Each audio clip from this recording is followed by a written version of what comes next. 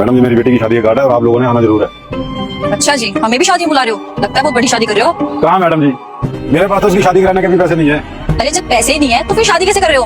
Uncle मुझे तो लगता है तुम बहुत सारे पैसे इकट्ठे कर रहे थे अपनी बेटी की शादी के लिए। थोड़े बहुत शर्म आती है, अब जैसे भी हो करना तो है ही। देखता हूँ। चलो मैं भगवान से प्रार्थना करूँ। क्या तो क्या करूँ मैं? सर, वो ना अपना घर गिरवी रख के अपनी बेटी की शादी करवा रही है। एक लड़की और एक लड़का आता ही और सिक्योरिटी गार्ड बोलता, नमस्कार मैडम। नमस्कार सर मैडम, ये मेरी बेटी की शादी की कार्ड है, आप लोगों का आना जरूर है। तभी लड़की बोलती, अच्छा जी, हमें भी शादी में बुला रहे हो, लगता है बहुत बड़ी शादी कर रहे हो। फिर बूढ़ा बोलता, कहा मैडम जी मेरे पास तो शादी करने तक भी पैसे नहीं है। तभी लड़की बोलती, अरे पैसे ही नहीं है तो फिर शादी कैसे कर रहे हो अंकल? मुझे तो लगता है कि आप बहुत सारे पैसे इकट्ठे कर रखे थे अपनी बेटी की शादी के लिए। तभी बूढ़ा बोलता, थोड़े बहुत पैसे मेरे पास थे और थोड़े बहुत के लिए अपने घर को ही गिरवी पे अपनी बेटी की शादी के लिए कर्जा तो करना ही है। तभी लड़का बोलता, लेकिन अंकल अगर घर गिरवी रख दोगे तो बेटी की शादी के बाद आप रहोगे कहाँ? अब वो तो शादी के बाद अपनी घर चल जाएगी और ठहरे आप अकेले, आप तो परेशान हो जाओगे। तभी बूढ़ा बोलता, आधी टेंशन तो उसकी शादी हो जाएगी और एक बाप के लिए उसकी बेटी की शादी कराना ही सबसे बड़ी टेंशन होती है। तभी लड़की बोलती, आप घर तो गिरवी रख दिया लेकिन आप टाइम पर पैसे नहीं लौटा पाए तो आपका घर भी जा सकता है। आप एक काम करिए, आप सर से पैसे मांग लीजिए ना। तभी बूढ़ा बोलता, सर ने तो पहले ही बहुत पैसे देके रखे हैं सर, और बार बार उनसे पैसे मांगने में शर्म आती है और अब जैसे भी हो करना तो है। तभी लड़की बोलती, चलो मैं भगवान से प्रार्थना करूंगी कि आपकी बेटी की शादी अच्छे से हो जाए। तभी दोनों चले जाते हैं। तभी वो दोनों अपने मालिक से बोलते हैं, लड़की की सर वो सिक्योरिटी गार्ड अपनी की शादी अपने घर गिरवी रखे दे रहे हैं, हम लोगों को उनकी मदद करनी चाहिए। उसके बाद जो मालिक बोलता, देखने से पहले एक लाइक, सब्सक्राइब और कमेंट में राधे राधे लिख दें। तभी मालिक बोलता, क्या हुआ, कल तक जो लोग ढंग से उनसे बात तक नहीं करते थे आज उनकी मदद कर रहे हैं, क्या हो गया भाई? तभी लड़की बोलती, और आपस में तो नोक झोंक होती रहती है लेकिन सबसे बड़ी बात यह है कि आज उनकी बेटी की शादी है और एक बाप के लिए सबसे बड़ी जिम्मेदारी उसकी बेटी की शादी करवानी होती है।